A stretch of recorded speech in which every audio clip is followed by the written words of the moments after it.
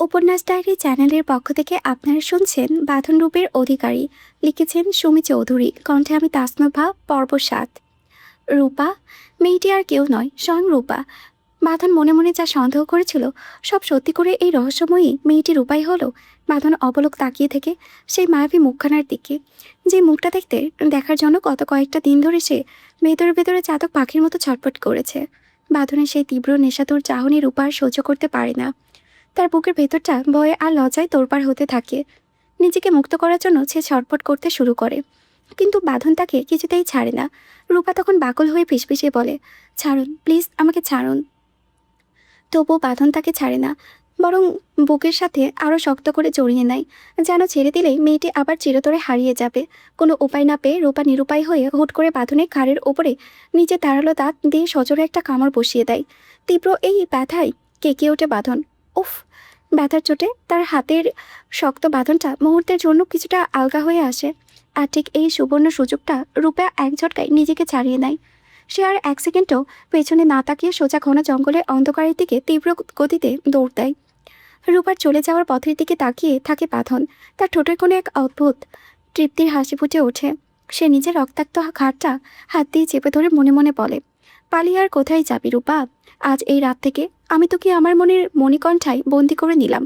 বিয়ে করব তোকে আমি, খুব তাড়াতাড়ি তোকে আমার অর্ধাঙ্গিনী বানাবো। Just wait and watch.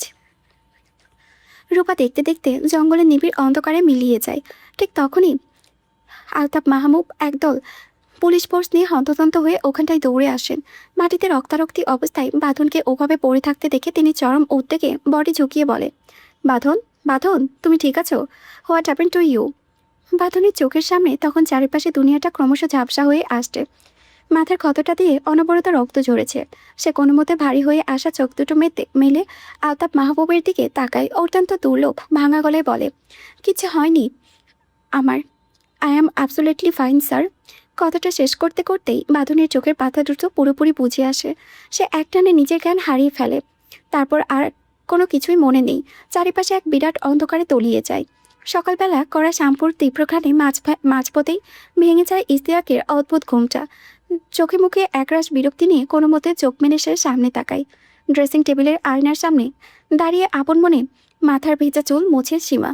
তার কোমর ছায়া লম্বা চুলগুলো থেকে টিপটিপ করে পানি ঝরে ড্রেসিং টেবিলের কাঠে পড়েছে। দেখে স্পষ্ট বোঝা যাচ্ছে সে এইমাত্র গোসল ছেড়ে এসেছে। এই সাত সকালে সীমাকে ওভাবে গোসল করতে দেখে ইস্তিয়াকের ভেতরে রাগটা দপ করে জ্বলে ওঠে। সে বিছানা থেকেই বেশ কড়া আর কর্কশ গলায় বলে ওঠে, এই, তুই এইভাবে প্রায় প্রায় সকালে গোসল করিস কেন রে?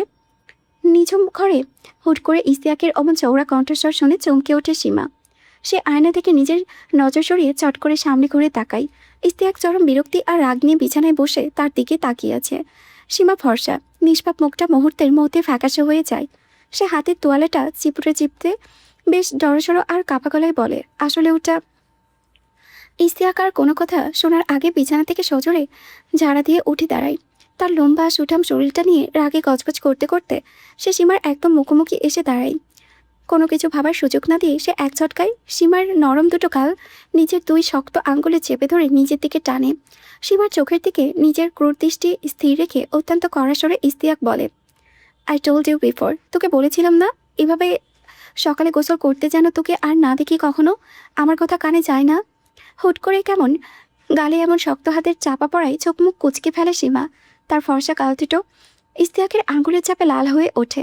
সে তো ইচ্ছে করে এই সকালে গোসল করেনি, কাল রাতেই তার পিরিয়ড হয়েছে। আর পিরিয়ড চলাকালীন প্রতিদিন সকালবেলা গোসল করা তার পুরনো অভ্যাস। কিন্তু এই রাগী পুরুষটাকে সে এই ব্যক্তিগত কথাটা বুঝিয়ে বলবে কি করে? সে ব্যথায় নিজের ঠোঁট দুটো গোল করে কোনো রকমে ফিসফিসিয়ে বলে ওঠে, সাউন্ড প্লিজ স্যার, ব্যথা লাগছে আমার।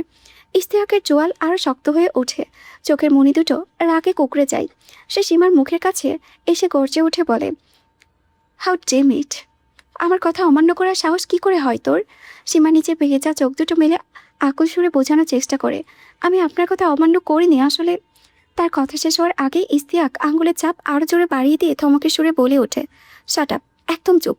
জাস্ট একটা বাড়তি কথা যদি তোর মুখ দিয়ে বের করেছিস, থাপ্পড় দিয়ে তুই গাল লাল করে দেব তোর। ইস্তিয়াকের এই হিংস্র রূপ আর চড়া ধমকে ভয়ে নিজের চোখ জোড়া বন্ধ করে নেয় সীমা। তার পাতলা ঠোঁট দুটো অবশ হয়ে আসছে। পুরো শরীরটা যেন একটা অজানা আশঙ্কায় থরথর করে কাঁপতে থাকে। ইশতিয়াক তখন ওর আগে বসতে বসতে সীমার ওই বন্ধ হয়ে থাকা মায়াবী ভয়ার্ত মুখশ্রীর দিকে তাকিয়ে থাকে। বিদ্যুতে কাঁপতে থাকা সীমার চোখের পাপড়ি আর তার ওই কোমল ফর্সা মুখটা দেখে হুট করে অজান্তেই ইশতিয়াকের বুকের বাম পাশটা কেমন যেন একটা তীব্র দোলাচলে কেঁপে ওঠে। নিজের ভেতরের ওই আকস্মিক পরিবর্তন টের পেয়ে সে খুব দ্রুত সীমার মুখ থেকে চোখ নামিয়ে নেয়। এক ঝটকায় সে সীমার গাল দুটো ছেড়ে দিয়ে নিজের তোয়ালেটা টেনে এনে লম্বা লম্বা পা ফেলে খটখট শব্দ করে ওয়াশরুমে ঢুকে সজোরে দরজাটা আটকে দেয়।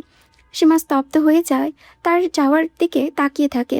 এতক্ষণে চেপে রাখা কান্নাটা আর বাধা মানে না, তার চোখ ফেটে দুই ফোঁটা তপ্ত অশ্রু গাল বেয়ে গড়িয়ে নিচে পড়ে।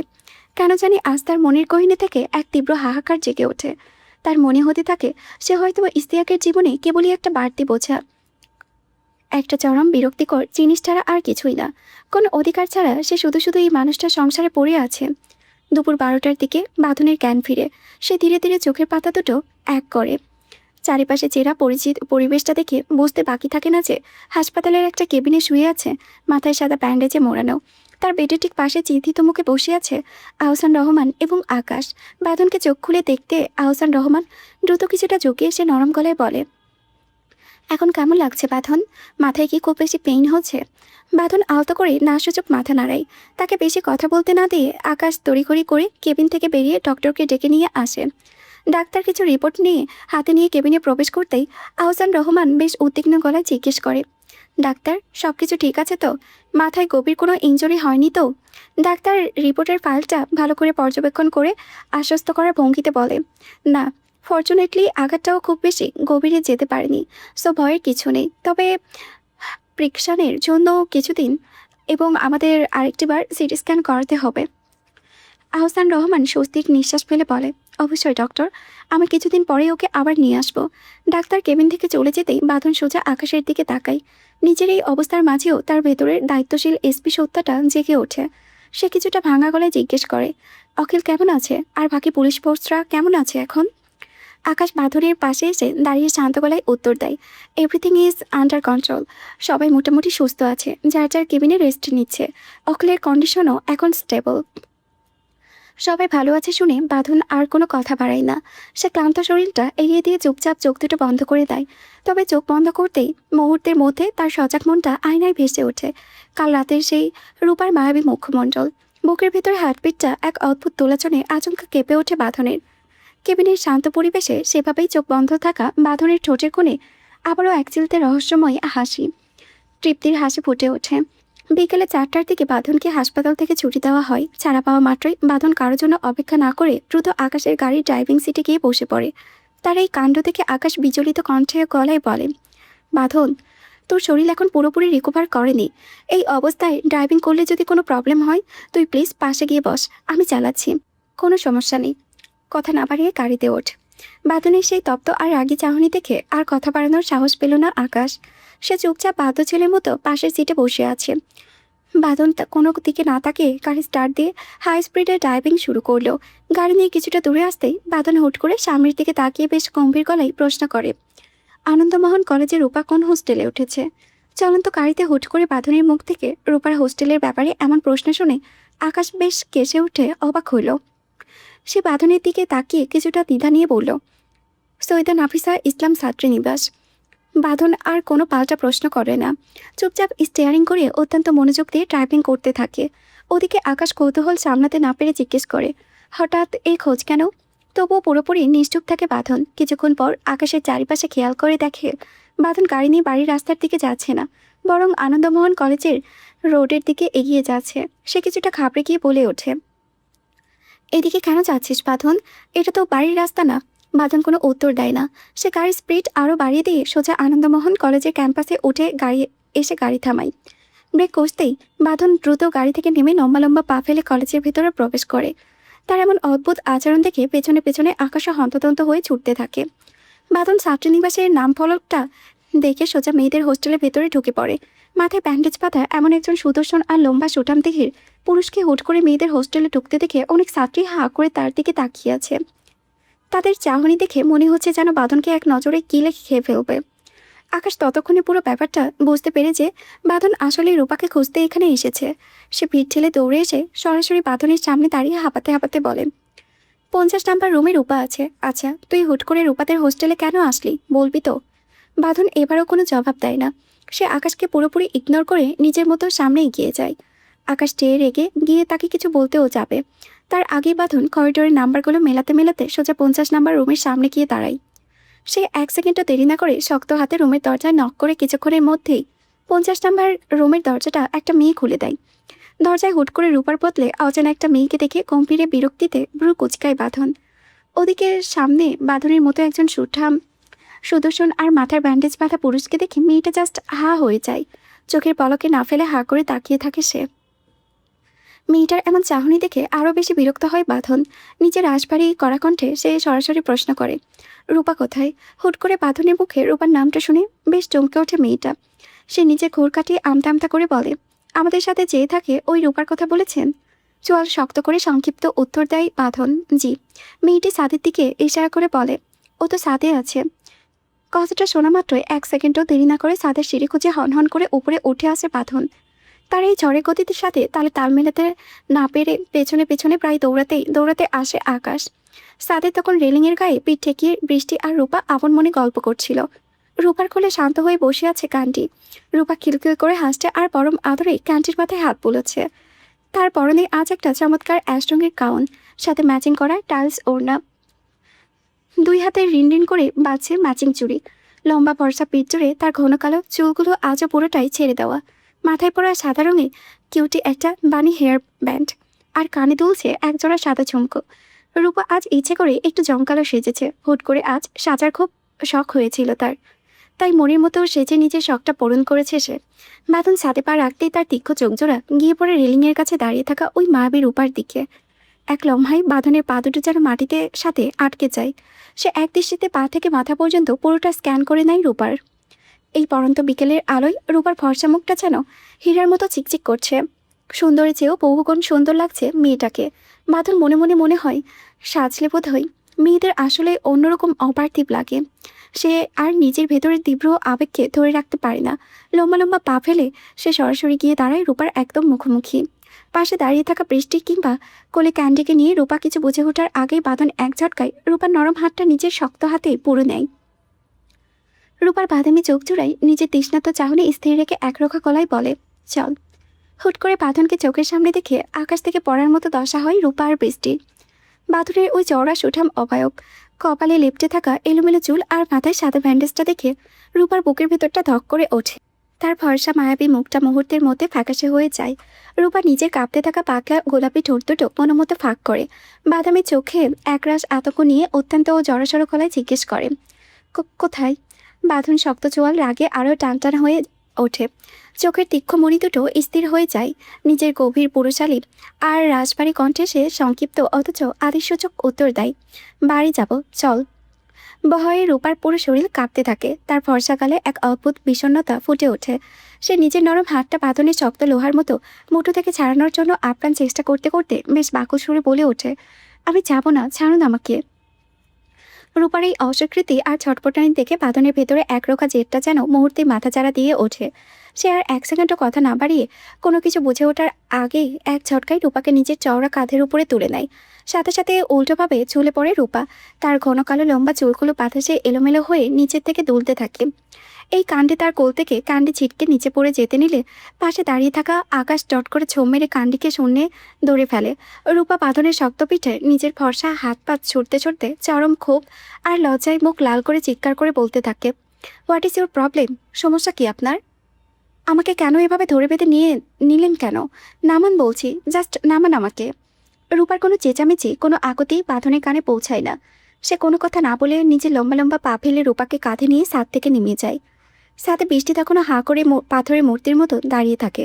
তার চোখের সামনে কী ঘটে গেল যেন তার মাথার উপরে দিয়েই চলে যায়।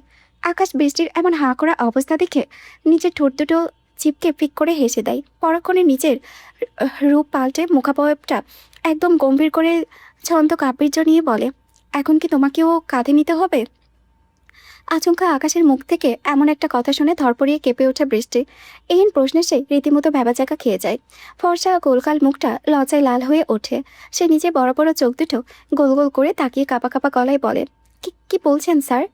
আকাশ ক্যান্ডিকে এক হাত দিয়ে বুকের সাথে চেপে ধরে একটু ঝুঁকে বলে, মানে এইটাই দেখালে চেও বাঁধন রূপাকে নিয়ে বাড়ি চলে গেল। সো এখন তুমি কি তোমার আর রূপার প্রয়োজনীয় জিনিসপত্র গুছিয়ে নাও। I am waiting down stair.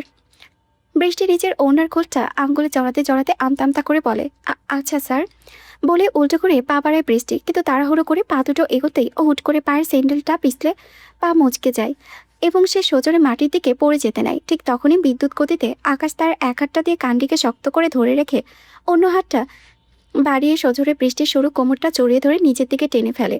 আসমিক এই নিবিড় পুরুষালী স্পর্শে পুরো শরীর শিউরে ওঠে বৃষ্টির। মেরুদণ্ড দিয়ে যেন একটা শীতলতার স্রোত বয়ে যায়।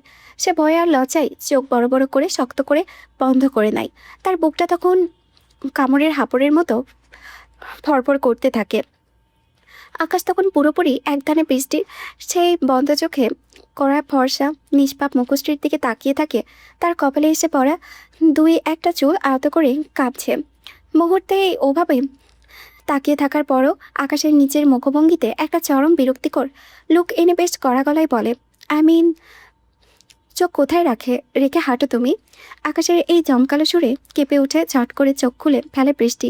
সে অত্যন্ত অস্বস্তি নিয়ে এক ঝটকায় নিজেকে আকাশের থেকে ছাড়িয়ে নেয়। সোজা হয়ে দাঁড়িয়ে মাথাটা একদম নিচু করে নিজের আঙ্গুলে মটকানো শুরু করে আমতা আমতা করে বলে, আসলে হঠাৎ করে পাটা।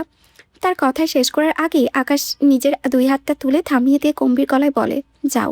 আর এক সেকেন্ডও সেখানে না দাঁড়িয়ে বৃষ্টি এক দৌড়ে ছাদ থেকে সিঁড়ির দিকে চলে যায়। সে পুরোপুরি চোখের আড়াল হতেই আকাশের মুখের সেই গাম্ভীর্য ভাবটা কর্পূরের মতো উপে যায়।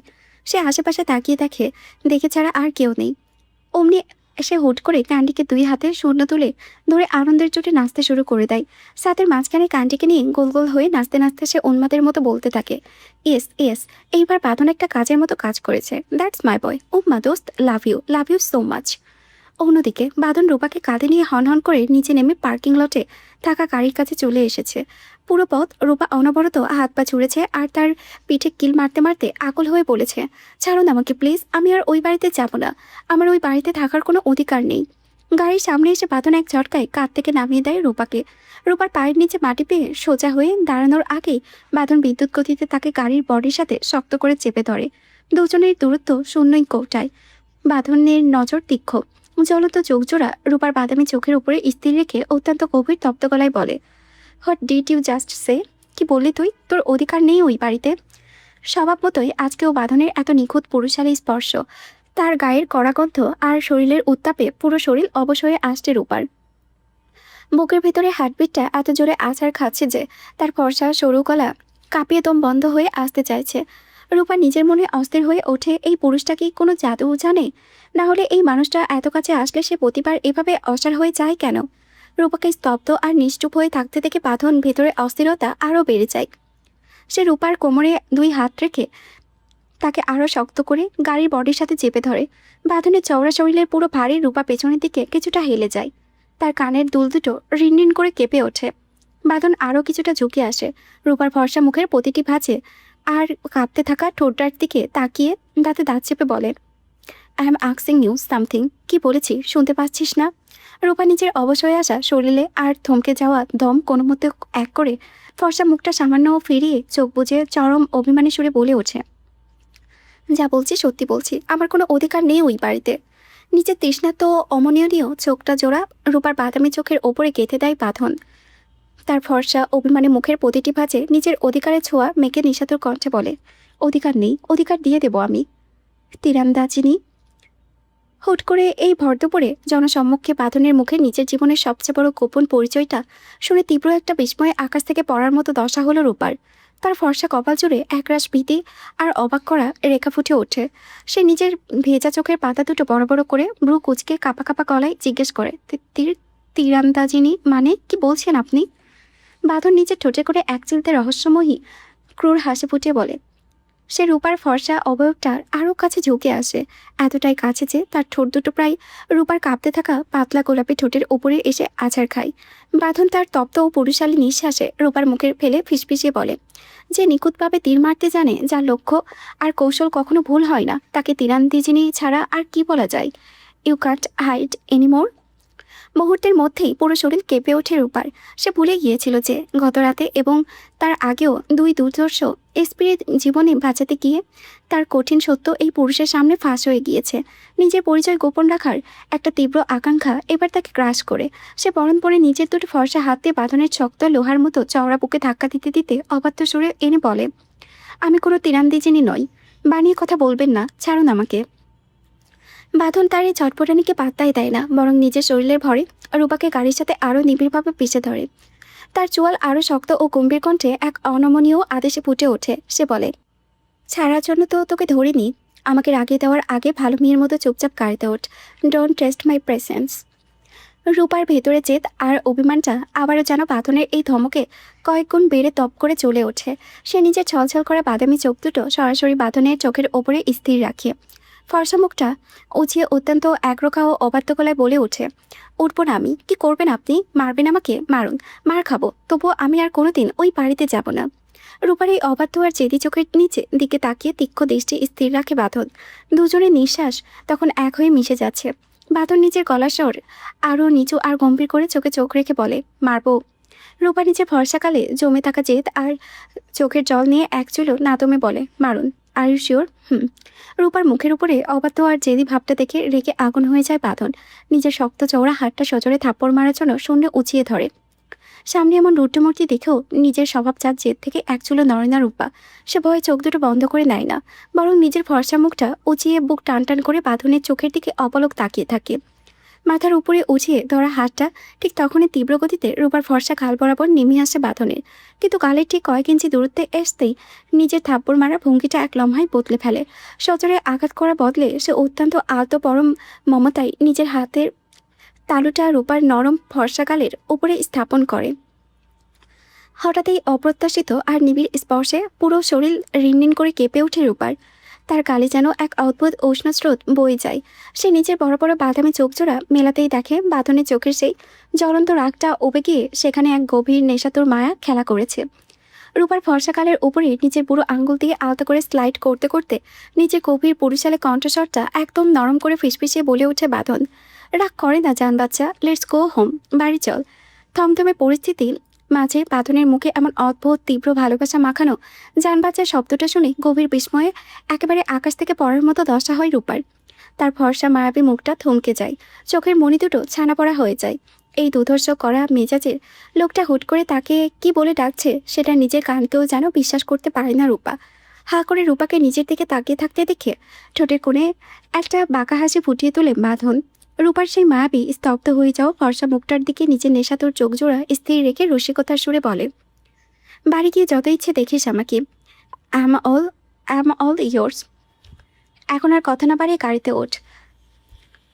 ফ্ল্যাট মাখানো কথা শুনে লজ্জায় আর সংকুচিত নিজের বড় বড় বাদামি চোখ জোড়া নিচু করে নেয় রূপা। তার ফর্সাকালে রক্তিম লালাভ আভা ছড়িয়ে পড়ে, তবে লজ্জার আড়ালে তার ভেতরে অভিমানটা এখনও পাহাড় সমান অনড় হয়ে আছে। কোনোভাবে সে আর ওই বাড়িতে ফিরে যেতে চায় না। কিন্তু এই একরোখা পুরুষের শক্ত বাঁধন থেকেও এখন কিভাবে নিজেকে মুক্ত করবে তা কিছুতেই বুঝতে পারছে না সে। ঠিক তখনই হুট করে মায়াবী বাধায় একটা বুদ্ধি খেলে যায় রূপার। সে নিজের ঠোঁট কৃত্রিম এবং একচিলতে দুষ্টু হাসি ফুটিয়ে সরাসরি বাঁধনের চোখের দিকে তাকায়। তারপর নিজের একটা ফর্সা আঙ্গুল উঁচিয়ে বাঁধনের ঠিক সামনের দিকে পেছনের দিকে ইশারা করে বেশ চড়া গলায় বলে ওঠে, ওই দেখুন আপনার বউ আসছে। রূপার মুখে এমন আজব কথা শুনে গম্ভীর বিস্ময় মুহূর্তের জন্য নিজের ঘাটটা পেছনের দিকে ঘোরায় বাঁধন। আর ঠিক এই সুবর্ণ সুযোগটাই লুফে নেয় রূপা। বাঁধন পেছনে তাকানো মাত্রই সে নিজের শরীরের সমস্ত শক্তি এক করে সজোরে একটা ধাক্কা বসিয়ে দেয় বাঁধনের চওড়া বুকে। আচমকা এই ধাক্কায় বাঁধন কিছুটা পিছিয়ে যেতেই এক ঝটকায় নিজেকে মুক্ত করে দিয়ে বাতাসের গতিতে কলেজের মেইন গেট দিয়ে বাহিরের রাস্তার দিকে দৌড়ে পালিয়ে যায় রূপা। সামনে ফাঁকা রাস্তা দেখে নিজের এই চরম বোকামিটা মুহূর্তের মধ্যে বুঝতে পারে বাঁধন। রূপার যাওয়ার পথের দিকে তাকিয়ে রাগে ক্ষোভে আর চরম বিরক্তিতে নিজের ডান পাটাতেই সজোরে গাড়ির চাকার উপরে একটা লাথি বসায়। নিচের মাথার ব্যান্ডেজটা হাত দিয়ে চেপে ধরে, রাগে পুষতে পুষতে তাতে দাঁত চেপে কড়া গলায় বলে, নাক টিপলে যার এখনও দুধের গন্ধ বেরোবে সেই পিচ্চি মেয়ে কিনা আমাকে এভাবে বোকা বানিয়ে চলে গেল। How is this possible? রাস্তায় এসে বেশ কিছুটা দৌড়ে দম নেওয়ার জন্য এক জায়গায় দাঁড়ালো রূপা। অতিরিক্ত পরিশ্রমে ফর্সা মুখটা লাল হয়ে উঠেছে, মুখটা হাঁপড়ের মতো ওঠানামা করছে। ঠিক তখনই গাড়ির ইঞ্জিনের আওয়াজ কানে আসতেই ঝট করে পেছনে তাকালো রূপা। দেখে ঠিক পেছনে ক্রুর এক চিলতে হাসি ঠোঁটে ফুলিয়ে ধীর গতিতে গাড়ি নিয়ে এগিয়ে আসছে বাঁধন। সামনে আর কোনো উপায় না পেয়ে আবারও সামনের দিকে প্রাণপণে দৌড় লাগায় সে। ওদিকে গাড়ির গতি একদম কমিয়ে ঠিক পেছন থেকে অত্যন্ত ধীর লয়ে ড্রাইভ করতে থাকে বাঁধন। জ্বলন্ত চোখ জোড়ায় রূপার উপরে স্থির। আসলে দেখতে চাই এই অবাধ্য মেয়েটা আজ কত দূর দৌড়াতে পারে। কিন্তু এভাবে কতক্ষণ একটানা দৌড়াতে দৌড়াতে এক পর্যায়ে একদম হাঁপিয়ে ওঠে রূপা। পা দুটো অবশ্যই আশায় রাস্তার ওপরে সজোরে আছাড় খেয়ে পড়ে যায়। আর ঠিক তখনই চাকার তীক্ষ্ণ শব্দ তুলে রূপা ঠিক কয়েক ইঞ্চি দূরত্ব এসে সজোরে ব্রেক কষে গাড়িটা। ধাক্কা লাগার ভয়ে চোখ দুটো শক্ত করে বন্ধ করে নিলেও নিজেকে অজ্ঞত আবিষ্কার করে ধীর পায়ে সামনে ঘুরে রূপা। দুই পা পিস্টালা রাস্তায় ভর দিয়ে ওভাবেই বসে পড়ে গাড়ির দিকে অসহায় চাহনি মিলাই। গাড়ির দরজা খুলে অত্যন্ত রাজকীয় ভঙ্গিতে নেমে আসে বাঁধন। তারপর রূপাকে চমকে দিয়ে এক লাফে গাড়ির সামনে কাচের ওপরে বেশ আয়েশ করে বসে পড়ে। ঠোঁট সরু করে হালকা একটা শীষ বাজাতে বাজাতে রূপার ভয়ার্ত ফর্সা মুখের দিকে তাকিয়ে উপহাসের সুরে বলে, কি হলো, এভাবে রাস্তায় বসে আছিস কেন? রান রূপা রান, পালা। রূপা নিজের অবাধ্য বাদমে চোখ দুটো উঁচিয়ে অত্যন্ত অভিমানী ও ক্লান্ত কণ্ঠে চেঁচিয়ে বলে, দেখুন আমি ওই বাড়িতে যাব না। কেন জোর করছেন আমাকে? নিজের চওড়া কাঁধ দুটো ঝাঁকিয়ে চোখের মণিচোড়া কুচকে একরোখা সুরে বলে বাঁধন, আই লাভ চ্যালেঞ্জেস। আমি জোর করে যে কোনো জিনিস নিজে করতে পছন্দ করি। সো এখন আমি নিচে নামছি, তুই আবারও দৌড়ানো শুরু কর। কথাটা শেষ করে গাড়ির কাছ থেকে এক ঝটকায় নিচে নামে সোজা রূপার দিকে পা বাড়ায় বাঁধন। ওভাবে নামতে দেখে ভয়ে ধরপড় করে রাস্তা থেকে কোনো মতে উঠে দাঁড়িয়ে আবারও সামনের দিকে অন্ধের মতো দৌড় শুরু করে রূপা। এবার আর গাড়িতে নয়, পায়ে হেঁটে অত্যন্ত ধীরে আশি চালে রূপার পিছু পিছু ছুটতে থাকে বাঁধন। মাঝ রাস্তায় হুট করে এমন অদ্ভুত দৃশ্য দেখে আশেপাশের পথচারীরা পুরো থমকে যায়। দেখা যাচ্ছে অত্যন্ত সুদর্শন চওড়া অবয়বের এক যুবক মাথার সাথে ব্যান্ডেজ নিয়ে এক সুন্দরী হাঁটুচুয়া লম্বা চুলে মেয়ের পেছনে পেছনে ছুটছে। রাস্তার ভিড়ের মধ্যে অনেকেই চিনে ফেলেছে, ফিসফিস করতে করতে শুরু করে দিয়েছে। অনেকেই ভাবছে, আরে এই তো আমাদের এসপি স্যার, হয়তো মেয়েটা কোনো মারাত্মক ক্রিমিনাল, তাই স্যার নিজে এভাবে তার পেছনে দৌড়ে ধরার চেষ্টা করেছে। এই ভেবে আশেপাশে থাকা সাধারণ মানুষ হা করে পুরো দৃশ্যটা দেখতে থাকে। দৌড়াতে দৌড়াতে ঘাড় ঘুরিয়ে পেছনে তাকাতেই রূপা দেখে বাঁধন এখনও পিছু ছাড়েনি। একদম কাছাকাছি দূরত্বে বজায় রেখে অত্যন্ত আরাম করে পেছনে দৌড়াচ্ছে। এই সাবলীল ভঙ্গিমানো দাঁড়ানো দেখে স্পষ্টই বোঝা যায় ইচ্ছে করে আস্তে দৌড়াচ্ছে এবং রূপাকে ক্লান্ত করার জন্য একটা খেলা খেলছে বাঁধন। ক্লান্তিতে রূপার মস্তিষ্ক এখন পুরোপুরি কাজ করা বন্ধ করে দিয়েছে। পেছনে পুরুষটা যে গোটা একটা জেলার এসপি, এই ভীতু আর পদের কথা ভুলেই তীব্র ক্ষোভে চিৎকার করে ওঠে, বলে, কে কোথায় আছেন গো, বাঁচান আমাকে, এই লোকটা আমাকে জোর করে ধরে নিয়ে যাচ্ছে। রূপার এমন পাগলামি দেখে পেছন থেকে একগাল হেসে নিজের গলার পুরুষালী স্বর কিছুটা চওড়া করে বেশ মজা নেওয়ার সুরে বলে বাঁধন, বেয়াদব নিয়ে আরও জোরে দৌড়া। এত আস্তে দৌড়ালে তো আমি তোকে কখনোই এখনই ধরে ফেলবো। আরও ফাস্ট রান কর সুইট হার্ট। দৌড়াতে দৌড়াতে রূপা হঠাৎ একটা মধ্যবয়স্ক মহিলার সাথে সোজা ধাক্কা খায়। ধাক্কার চোটে মহিলাটি তাল সামলাতে না পেরে সরাসরি শক্ত রাস্তায় পড়ে যায় এবং বেশ ব্যথা পান। এই আসমিক দৃশ্য দেখে রূপা একদম ভয়ে জমে গিয়েছে। বাঁধন পরিস্থিতি দেখে তাড়াহুড়ো করে এগিয়ে এসে মহিলাটিকে পরম যত্নে তুলতে তুলতে অত্যন্ত চিন্তিত কণ্ঠে বলে, আন্টি ঠিক আছেন আপনি? কোথাও বেশি লাগেনি তো? মহিলাটি নিজের শাড়ির আঁচলটা ঠিক করতে করতে বাঁধনের দিকে তাকিয়ে একটু হালকা হেসে আশ্বস্ত করার সুরে বলে, হ্যাঁ বাবা ঠিক আছি, না কোথাও তেমন লাগেনি। বাঁধন আলতো করে ধরে মহিলাটিকে সাবধানে রাস্তা পার করিয়ে দেয়। অতঃপর সে ধীর পায়ে এসে মাথা নিচু করে অপরাধীর মতো দাঁড়িয়ে থাকা রূপার ঠিক সামনে এসে দাঁড়ায়। বাঁধনের মুখটা এখন আর আগের মতো শান্ত নয়, আবার ঠিক প্রকাশ্য কোনো রাগও উপচে পড়ছে না, এক অদ্ভুত গভীর থমথমে ভাব। সে কোনো কথা না বাড়িয়ে সরাসরি রূপার হাতটা শক্ত করে চেপে ধরে, তারপর টেনে হিঁচড়ে টানতে টানতে নিজের গাড়ির কাছে নিয়ে আসে এবং এক প্রকার জোর করে গাড়িতে তুলে বাড়ির দিকে রওনা দেয়। পুরো রাস্তার পরটুকু রূপা একদম চুপচাপ স্তব্ধ হয়ে বসে থাকে। সে খুব ভালো করে জানে বাঁধন ভেতরে ভেতরে কতটা ভয়ঙ্কর রেখা নিয়ে রেগে আছে। এখন একটা কথাও যদি মুখ ফুটে বলে তবে বাঁধন তাকে মেরেই ফেলবে। গাড়ি এসে সোজা রহমান বাড়ির সামনে একটা তীব্র ব্রেক চেপে থামে। রূপা ভয়ে আর এক মুহূর্ত উপেক্ষা না করে তাড়াহুড়ো করে গাড়ি থেকে নেমে আবার সামনের দিকে দৌড়ে পালিয়ে যেতে নাই। কিন্তু তার পদক্ষেপে সফল হওয়ার আগে বাঁধন চিতার মতো ক্ষিপ্র গতিতে ছুটে এসে রূপার একটা হাত শক্ত করে মুঠোয় খামচে ধরে ফেলে। রূপা নিজের হাত ছাড়ানোর ব্যর্থ চেষ্টা করতে করতে বর্ত সুরে বলে, ছাড়ুন, আমি যাব না ওই বাড়িতে। এই কথায় বাঁধনের ধৈর্যের বাঁধ একদম ভেঙে যায়। সে নিজের ভেতরে সবটুকু রাগ এক করে চরম এক হিংস্র মেজাজে বলে, আরেকটা কথা বলেছিস তো এখনই তুলে আছাড় মারবো। বাঁধনের এমন ভয়ঙ্কর রূপ দেখে একদম দমে যায় রূপা।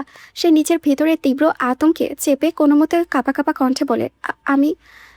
সে কথা শেষ করার আগেই বাঁধন তাতে দাঁত চেপে রক্তচক্ষু নিয়ে আচমকা ধমকের সুরে বলে, চুপ, একদম চুপ। বাঁধনের এই অতর্কিত ধমকে রূপা পুরো কেঁপে ওঠে। আর একটা শব্দ বাড়িয়ে বলার মতো সাহস সে নিজের ভেতরে খুঁজে পায় না। বাঁধন রূপার হাতটা শক্ত করে ধরে টেনে হিঁচড়ে বাড়ির ভেতরে নিয়ে আসে। লিভিং রুমের সোফায় বসে রজনী রহমান আর শিল্পী রহমান আপন মনে গল্প করেছিলেন।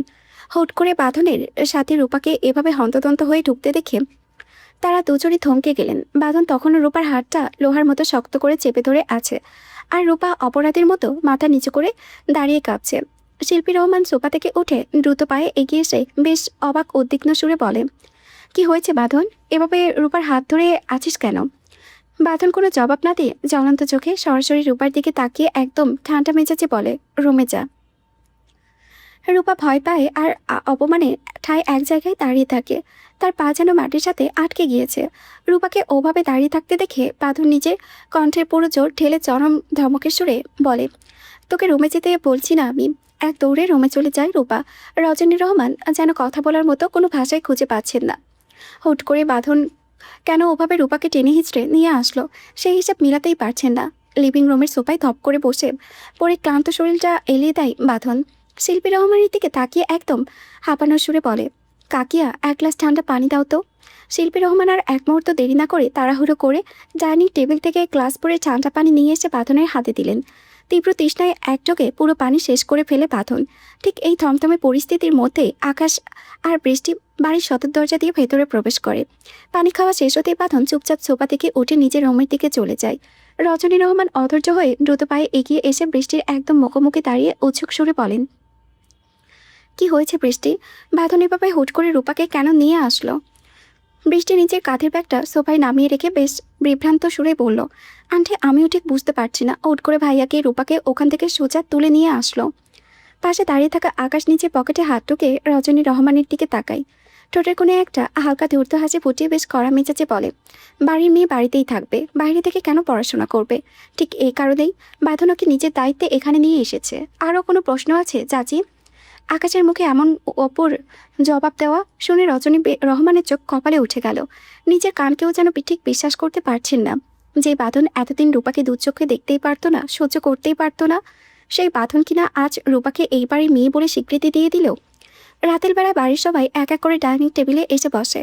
আহসান রহমান বাড়ি ফিরেই শুনেছেন বাঁধন নাকি জোর করে রূপাকে বাড়িতে নিয়ে এসেছে। তিনিও যেন নিজের কানকে বিশ্বাস করতেই পারছেন না বাঁধন শেষমেশ রূপাকে এভাবে ফিরিয়ে এনেছে। কিছুক্ষণের মধ্যে ডাইনিং রুমের সিঁড়ি দিয়ে ধীর পায়ে নিচে নেমে আসে বাঁধন। পরনে অ্যাশ রঙের সাধারণ একটা টি শার্ট আর সাদা ট্রাউজার। চোখে মুখে এলোমেলো গম্ভীর ঘুমের রেশ লেগে আছে। চেহারায় ক্লান্তি দেখে স্পষ্ট বোঝা যাচ্ছে বেশ কিছুক্ষণ ঘুমিয়ে আছে। সোজা হেঁটে এসে ডাইনিং টেবিলের ফাঁকা চেয়ারটাই বসে পড়ে বাঁধন।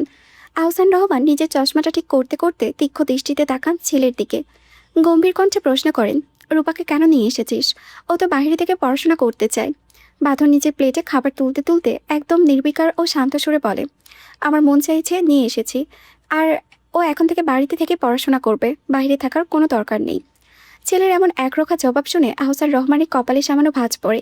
তিনি নিজের গলার স্বর কিছুটা শক্ত করে বললেন, ওর যদি বাইরে থেকে পড়াশোনা ভালো হয় তবে ও ওখানেই থাকবে, জোর করার কি আছে? বাঁধনের হাতের চামচটা প্লেটের উপরে রেখে সোজা হয়ে বসে। বাবার চোখের দিকে তাকিয়ে একদম অমননীয় জেদি সুরে বলে, আমি ওকে বাইরে পড়তে দেব না। আহসান রহমান ছেলের এমন একগুয়ামি দেখে বেশ ক্ষুব্ধ হন। ডাইনিং টেবিলের সবার নীরবতার মাঝেই চড়া মেজাজে জানতে চান কেন। বাঁধন নিজের চেহারায় কেমন একটা অপরাধবোধ বা ভয়ের রেখানা ফুটিয়ে আগের মতোই শান্ত অথচ দৃঢ় সুরে সাপ জানিয়ে দেয়, সেটা আপনাকে বলতে বাধ্য নই আমি। দুজনের এমন তপ্ত বাক্য বিনিময় শুনে পাশে বসা হাজি রহমান পরিস্থিতি শান্ত করার জন্য আহসান রহমানের উদ্দেশ্যে বলেন, আহা, বোন হয়, ভাই হয়ে বোনকে বাইরে একা একা পড়তে দেবে না, এটাই তো নর্মাল। কোন শব্দটা কানে আসতেই চামচটা শক্ত মুঠোই খামচে ধরে বাঁধন। ভিতরে রাগটা যেন চোয়ালে শক্ত করে জানান দেয়। কে বলল বোন হয়? কার বোন? কিসের বোন? রূপার মা তো এই রজনী রহমান না। আর এই চরম সত্যটা খুব তাড়াতাড়ি সবার সামনে ফাঁস করবে সে। আহসান রহমান ছেলের মুখের ভাব থেকে আর কথা বাড়েন না। কিছুক্ষণের মধ্যে সিঁড়ি দিয়ে নিচে নেমে আসে বৃষ্টি। ওকে একা আসতে দেখে আহসান রহমান চারিপাশটা একবার দেখে নিয়ে বলেন, একা কেন তুমি? রূপা কোথায়? বৃষ্টি ডাইনিং টেবিলের পাশে এসে দাঁড়িয়ে আমতা আমতা সরে বলে, আঙ্কেল, রূপার নাকি খিদে নেই, ও খাবে না, তাই রূপা রুম থেকে বের হচ্ছে না। 1 সেকেন্ড, 2 সেকেন্ড, ঠিক 3 সেকেন্ডের মাথায় খাবার ছেড়ে টেবিল থেকে খাড়া হয়ে উঠে দাঁড়ায় বাঁধন। কাউকে কোনো কিছু বলার বা আটকানোর সুযোগ না দিয়েই বড় বড় পা ফেলে সিঁড়ি বেয়ে উপরে উঠে যায়। সোজা এসে দাঁড়ায় রূপার ঘরের দরজায়। রূপা তখন চুপচাপ বিছানায় বসে ক্যান্ডির মাথায় আলতো করে হাত বোলাচ্ছে।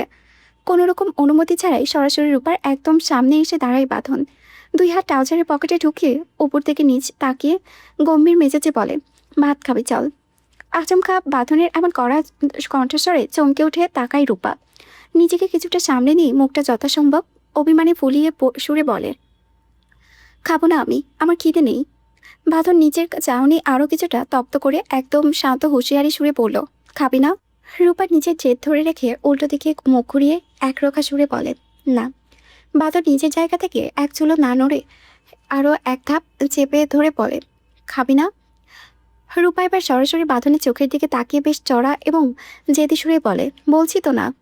আর কথা বাড়ায় না বাঁধন। কোনো কিছু বোঝার আগে বিছানায় ঝুঁকে রূপাকে টেনে এক ঝটকায় নিজের চওড়া কাঁধে তুলে ফেলে। হঠাৎ এমন টানে ক্যান্ডি বেচারা বিছানায় ছটপট করতে করতে নিচে নেমে পড়ে। রূপাকে কোনো রকম প্রতিবাদ বা কথা বলার সুযোগ না দিয়ে বাঁধন তাকে কাঁধে ঝুলিয়ে হনহন করে সিঁড়ি বেয়ে নিচে নেমে আসে। বাঁধনের কাঁধে ওভাবে রূপাকে ছটপট করতে দেখে ডাইনিং টেবিলে বসা সবার চোখ যেন একদম চরকাছ হওয়ার উপক্রম। চারিপাশে এই অবাক চাহরিকে বিন্দুমাত্র পাত্তা না দিয়ে একদম ডোন্ট কেয়ার ভাব নিয়ে নিজের পাশের খালি চেয়ারটাতে রূপাকে বসিয়ে দেয় বাঁধন। তারপর নিজেই প্লেট টেনে ভাত বেড়ে রূপার সামনে এগিয়ে দিয়ে হুঁশিয়ারি সুরে বলে, এই প্লেটে যদি একটা ভাতও অবশিষ্ট থাকে তাহলে আমার থেকে খারাপ আর কেউ হবে না। রূপা ভেজা চোখে বাঁধনের দিকে তাকিয়ে ক্ষোভ মেশানো সুরে বলে, আমি বলছি না আমি ভাত খাবো না, কেন জোর করছেন আমার উপরে? বাঁধন নিজের ডান হাতটা টেবিলের উপরে শক্ত করে রেখে চোখের মনি দুটো স্থির করে তপ্ত মেজাজে বলে, কি বললি? আবার বল। রূপা নিজের জেদ আর একগুয়ামি ধরে রেখে টেবিলে বাকি সবার সামনে গলা উঁচিয়ে জেদি সরে বলল, আমি ভাত খাবো না। বলে নিজের চেয়ার টেনে রূপা এক ঝটকায় উঠে দাঁড়াতে নাই, কিন্তু তার আগেই পাশে বসা বাঁধন বাঘের মতো ক্ষিপ্রতায় তাকে অবাক করে জোর করে চেয়ারে বসিয়ে দেয়। কোনো কিছু ভাবার সময় না দিয়ে নিজের হাত দিয়ে কয়েকটা সাদা ভাত তুলে নেয়, আর অন্য হাতে রূপার নরম গাল দুটো শক্ত করে চেপে ধরে হাঁ করিয়ে দেয়। রূপার চোখের কোণা দিয়ে পানি গড়িয়ে পড়ার আগেই সেই ভাতগুলো জবরদস্তিমূলক মুখের ভেতরে পুড়ে দিয়ে দাঁতে দাঁত চেপে গম্ভীর কণ্ঠে বলে, খা, নয়তো এভাবেই তোকে চেপে ধরে রাখবো যতক্ষণ না তুই গিলছিস। রূপা হাঁ করে উপরের দিকে তাকিয়ে থাকে, দম বন্ধ করার এক যন্ত্রণায়। হাজির রহমান রূপার দিকে চেয়ে মৃদুস্বরে বলে, জেদ করে লাভ নেই দিদি ভাই, খেয়ে ফেল। বাঁধনের চোখের মণি দুটো তখন স্থির। রূপার গালে আঙ্গুলের চাপটা আরও গভীর করে বিষাক্ত শক্ত কণ্ঠে বলে, তুই গিলবি নাকি চোয়াল ভেঙে আরও জোরে চেপে ধরবো? আহসান রহমান চেয়ার ছেড়ে দাঁড়িয়ে গিয়ে গর্জে ওঠে, বাঁধন কি করছিস? ও বাধা পাচ্ছে, ছাড়। বয়ের চোটে রূপার সারা শরীর কাঁপছে, কোনো মতে মুখের ভাতটুকু গিলে ফেলে সে। বাঁধন ওর মুখের উপর থেকে হাতটা সরিয়ে নেয়। রূপার সাথে সাথে মাথা নিচু করে জোরে কাশতে শুরু করে। বাঁধন দ্রুত পানির গ্লাসটা তুলে ধরে ওর ঠোঁটের কাছে জোর করে ঠেকিয়ে শান্ত কণ্ঠে বলে, পানিটা খা। বাঁধন রক্তচক্ষুর দিকে তাকিয়ে ভয়ে কাঁপতে কাঁপতে রূপা গ্লাসে চুমুক দেয়। গলার ভেতরে আটকে থাকা ভাতের তলাটা পানির সাথে মিশে জোর করে গিলে ফেলে সে।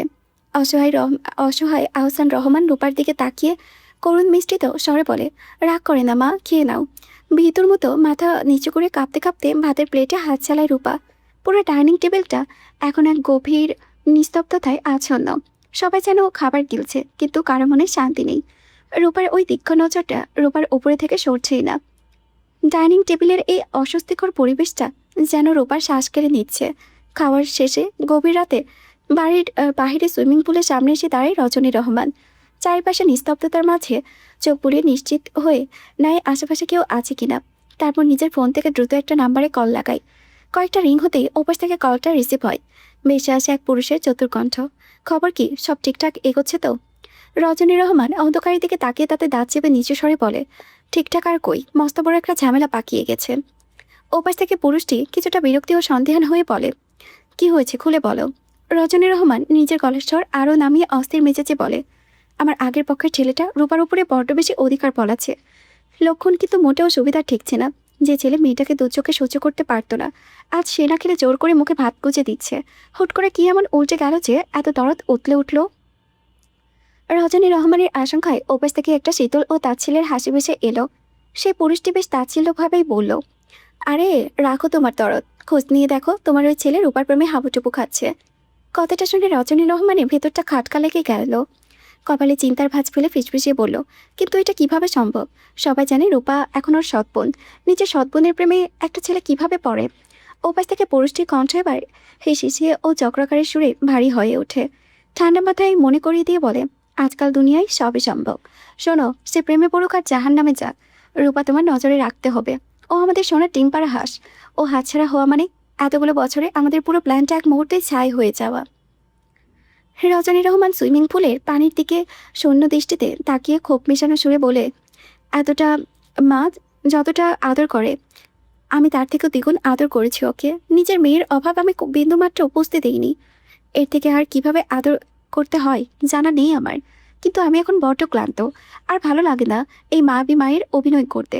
কবে ওর 20 বছর পূর্ণ হবে আর কবে ওই সম্পত্তির কাগজে সইটা আদায় করব ওর হাত থেকে? ওপাশ থেকে পুরুষটির কণ্ঠে এক কচিত আশ্বাসের সুর ভেসে আসে। বেশ শান্ত মেজাজে বলে, আহা এত উত্তেজিত হচ্ছ কেন? 19 বছর তো প্রায় হয়েই গেছে, আর মাত্র একটা বছর। তারপর সইটা নিয়ে ওকে দুনিয়া থেকে সরিয়ে দেবে। তুমি আর আমি একসাথে এই দেশ ছেড়ে আকাশে উড়াল দেব। রজনী রহমান নিজের বুকের ভেতরে জমে থাকা অস্থিরতা চেপে ফিসফিসিয়ে প্রশ্ন করে, সব ঠিকঠাক হবে তো? ওপাশ থেকে পুরুষটি হালকা হেসে চক্রান্ত সুরে অভয় দিয়ে বলল, আরে আরে সব হবে। তুমি শুধু ওই সুন্দর অভিনয়টা আর কিছুদিন চালিয়ে যাও। পরের দিন সকাল 9টা। কলেজে যাওয়ার জন্য পুরোপুরি প্রস্তুত হয়ে ঘর থেকে বের হয় রূপা আর বৃষ্টি। রূপা আজকে কলেজের ড্রেসের সাথে চুলগুলো দুই পাশে দুটো শক্ত বেনি করে বেঁধেছে, কাঁধে ব্যাগ ঝুলিয়ে। দুজনে যখন হলরুমে নামে ঠিক তখনই সদর দরজায় গলিয়ে ভেতরে ঢোকে বাঁধন। এতক্ষণ সে বাহিরে বাগানের একাকী পায়চারি করছিল। ঘরের ভেতরে পা রাখতেই তার শিকারি চোখে জোড়া গিয়ে স্থির হয় রূপার ওপরে কলেজ ড্রেস আর তার কিচে ঝুলে থাকা ওই দুটো লম্বা বেনি। দৃশ্যটা দেখা মাত্রই বাঁধনের ভেতরে অন্ধকার ঈর্ষাটা দপ করে জ্বলে ওঠে। এভাবে নিচের চুলগুলো বাহিরে পুরুষদের দেখানোর কী অর্থ? রাস্তার অচেনা মানুষ কেন ওর চুলের সৌন্দর্য দেখবে? তীব্র ক্ষোভে বাঁধন হাতের আঙুলগুলো মুচড়ে শক্ত মুঠো করে হয়ে যায়। রূপা অবশ্য বাঁধনকে দেখেও না দেখার ভান করে, চোখ এড়িয়ে ওর পাশ কাটিয়ে সদর দরজার দিকে এগোতে থাকে। মাত্র কয়েকটা পদক্ষেপ ফেলতেই পেছন থেকে একটা হিমশীতল গম্ভীর আদেশ ভেসে এলো, রূপ দ্বারা। বাঁধনের মুখ থেকে নিজের নামের এই সংক্ষিপ্ত রূপটা শুনেই রূপার পা দুটো যেন মেঝেতে জমে যায়। লোকটা তাকে এই নামে ডাকছে। বাঁধনের ওই আসমিক ও অদ্ভুত পরিবর্তনের কারণ কিছুতেই মাথায় খেলে না রূপার। বাঁধন ভারী পায়ে হেঁটে এসে রূপার একদম মুখোমুখি দাঁড়ায়। ওপর থেকে নিচে এক তীব্র চাহনিতে তাকে মেপে নিয়ে রুক্ষস্বরে প্রশ্ন করে, কোথায় যাস? রূপার চোখের দিকে তাকানোর সাহস পায় না। মাথা নিচু করে বেশ ছোট্ট করে জবাব দেয়, কলেজে। এইভাবে? হ্যাঁ, আমি তো এভাবেই যাই। হিজাব বেঁধে আয়। এই হুকুমটা কানে যেতে রূপা এক ঝটকায় মাথা তোলে। হিজাব, তাও আবার এই দম বন্ধ করা তীব্র গরমের মধ্যে। সে নিজের চোখ দুটো বড় বড় করে রাগে পুষতে পুষতে প্রতিবাদী মেজাজে বলে, এই গরমের মধ্যে হিজাব? বাঁধনের জোয়াল শক্ত হয়ে ওঠে। এক চুলো নাপ নড়ে পাথরের মতো স্থির গলায় বলল, জাস্ট গো অ্যান্ড চেঞ্জ। রূপা নিজের জেদ ধরে রেখে সোজা বাঁধনের চোখের দিকে তাকিয়ে সাপ জানিয়ে দেয়, মাফ করবেন, আমি পারবো না। বাঁধনের চোখ দুটো এবার বিপজ্জনকভাবে ছোট হয়ে আসে। এক পা এগিয়ে এসে নিচু গলায় বলে, পারবি না? রূপা ভেতর ভেতরে কুকড়ে গেলেও নিজের জেদ ধরে রাখতে অবাধ্যের মতো না সুযোগ মাথা নাড়ায়। বাঁধন নিচের চোয়াল শক্ত করে তার দাঁত চেপে আবার শোধায়, পারবি না? রূপা এবার নিজের ওড়নাটা শক্ত করে চেপে ধরে কাঁদো কাঁদো গলায় বলে, আমি এই গরমে হিজাব পরলে একদম মরেই যাব। কথাটা শেষ হতে না হতেই বাজ পাখির মতো ছৌ মেরে এক ঝটকায় রূপার কবজি চেপে ধরে বাঁধন। পাশে দাঁড়িয়ে থাকা বৃষ্টি কিংবা রূপা নিজেকেও কিছু বুঝে ওঠার আগেই বাঁধন হেঁচকা টানে রূপাকে সিঁড়ি দিয়ে ওপরে তুলতে থাকে। রূপা শত চেষ্টা করেও বাঁধনের লোহার মুঠো থেকে নিজের হাত ছাড়াতে পারে না। টেনে হিঁচড়ে রূপাকে রূপার ঘরের সামনে এনে ভেতরে ধাক্কা দিয়ে ঢুকিয়ে দেয় বাঁধন। তারপর দরজার একটা বিশাল ছায়ার মতো দাঁড়িয়ে রক্তচক্ষু নিয়ে বলে, পড়ার দরকার নেই তো তোর। বাড়িতেই বসে থাক তুই। যেদিন থেকে হিজাব পেতে বাইরে যেতে পারবি সেই দিনই কলেজের নাম নিবি। এর আগে যদি বাড়ি থেকে পাও বের হয়, ওই পা কেটে ফেলতো আমার ওয়ান্ট ইভেন্ট থিংস টুইস্ট। বলে চরম ক্রোধে দরজায় দরম করে লাগাতে গিয়ে দিতে চাই বাঁধন। রূপা চরম আতঙ্কে আর্তনাদ করে দরজার পাল্লাটা খামচে ধরে বলে, বাঁধবো বাঁধবো আমি হিজাব, প্লিজ দরজাটা লাগাবেন না প্লিজ। বাঁধনের দরজার হাতটা শক্ত করে ধরে রূপার চোখের দিকে তাকিয়ে বরফ শীতল গায়ে হুকুম দেয়, দেন ডু ইট ফাস্ট। রূপা এক রুদ্ধশ্বাসে ভাতে পড়ে যায়। কিভাবে হিজাব বাঁধবে? মাথায় কোনো বুদ্ধিই কাজ করছে না। কোনো হিজাব কিংবা পিন কোনো কিছুই রূপার কাছে নেই। থাকবেই বা কিভাবে? এর আগে কোনোদিন হিজাব ছুঁয়েও দেখেনি। চরম আশঙ্কায় হাত পা পুরো বরফের মতো ঠান্ডা হয়ে আসে রূপার। আমতা করে বাঁধনের দিকে তাকিয়ে অত্যন্ত অসহায় সুরে বলে, মানে ভাইয়া, আমার তো হিজাব নেই, আগে তো কখনো পরিনি, তাই কোনো পিনও নেই। আমি বরং আজ হিজাব ছাড়াই যাই, কাল থেকে পরে যাব। বলে দরজার পাশ কাটিয়ে কোনো মতে ওই দম বন্ধ করা পরিস্থিতি থেকে পালিয়ে যাওয়ার চেষ্টা করতে বাদল পাহাড়ের মতন সমান হয়ে এসে দাঁড়ায়। রূপার চোখের দিকে তাকিয়ে এক ভয়ঙ্কর বিষাক্ত সুরে বলে, যেতে বলেছি আমি তোকে। শুকনো ঢোক গিলে রূপা ভয়ে বুকের ভেতরটা পুরো দুমড়ে মুচড়ে যেতে থাকে। পিছপিছিয়ে বলে, তাহলে? বাঁধন ঘরের অন্ধকার কোণের দিকে ইশারা করে হুকুমের সুরে বলে, বসে থাক, হিজাব আমি এনে দিচ্ছি, কিন্তু এসে যদি দেখি চলে গিয়েছিস, সোজা কলেজ থেকে চড়িয়ে টেনে নিয়ে আসবো। আই মিন ইট। বলে বাঁধন সোজা বাড়ি থেকে বেরিয়ে গেল। বাঁধন চলে যেতেই বৃষ্টি দ্রুত রুমে ঢুকে বড় বড় চোখ করে ফিসফিসিয়ে বলে, দোস্ত এসব কি? বাঁধন ভাইয়ার হঠাৎই পরিবর্তন, এত শাসন, এত কেয়ারিং, আমি জাস্ট বিশ্বাসই করতে পারছি না। রূপা বিছানায় ধপ করে বসে পড়ে কপালে হাত দিয়ে আশঙ্কাজনক সুরে বলে, আমিও জানি না রে, হঠাৎ এই লোকটার কি হলো? পাগল হয়ে গেল নাকি? বৃষ্টি রূপার খাতে হালকা চাপড় দিয়ে একটু হেসে চাপা উত্তেজনায় বলে, এটা কি পাগল বলে না দোস্ত, এটা কি রাইট বলে। উফ, আমার কিন্তু সেই লাগছে। এত হ্যান্ডসাম একটা ছেলে কিভাবে তোকে শাসন করছে দেখ। আমাকে যদি কেউ এইভাবে করতো, বিশ্বাস কর এতক্ষণে আমি খুশিতে পাবনাই থাকতাম। বলি বৃষ্টি হাততালি দিয়ে বুকে হাত মুঠো করে ধরে পুনরায় বলে, তুই যদি বলিস রূপা, বাঁধনের অ্যাটিটিউড জাস্ট জোস, পুরাই ক্রাশ রে ভাই। ইচ্ছে তো করছে একটু হায়ার লেভেলের কালো জাদুটোনা করে তোর ওই হট ভাইটাকে আমার প্রেমে অন্ধ করে মুঠোয় নিয়ে নি। রূপা বিরক্তি সুরে বলল, নিতে পারিস। বৃষ্টি এবার মুখের ভাবটা একদম আফ্রিকার জঙ্গলি তান্ত্রিকদের মতো করে দুষ্টুমি সুরে পড়ল, তাহলে দেখ এবার হ্যারি পটারের নানির জাদু। 1 মিনিটে দেখবি বাঁধন ভাইয়া সোজা এসে আমার পায়ের কাছে শারমের মতো লেজ নাড়বে। রূপা 2 হাতে বুকে গুজে খট করে হেলাম দিল খাটে। সে বাঁকা হেসে বলল, তো আমার প্রাণপ্রিয় বেস্টি, দেখান আপনার হাই কোয়ালিটি জাদু, দেখি কেমন ডাইনি হতে পেরেছেন আপনি। বৃষ্টি এবার পুরোপুরি সিরিয়াস মুড নিল। চোখ দুটো বন্ধ করে দরজার দিকে ধীর পায়ে এগোতে হাত দুটো বাতাসের মধ্যে জিলাপির মতো গোল গোল ঘোরাতে লাগলো। তারপর একদম গম্ভীর গলায় বিড়বিড় করতে লাগলো, হোম ট্রিং ক্রিং টুনি, বাদন ভাইয়া হোক আমার পুতু খুনি, ইলিশ মাছের লেজ আমার প্রেমে হয়ে যা তুই একদম সোজা, ছুমন্তর ছু শিয়ালের 3টে গু। উচ্চারণটা শেষ করতেই বৃষ্টি এককাল খিলখিল করে শয়তানি হাসি হেসে চোখটা খুলল। কিন্তু ঠিক সেই মুহূর্তেই দরজার সামনে জমের মতো এসে দাঁড়িয়েছে আকাশ।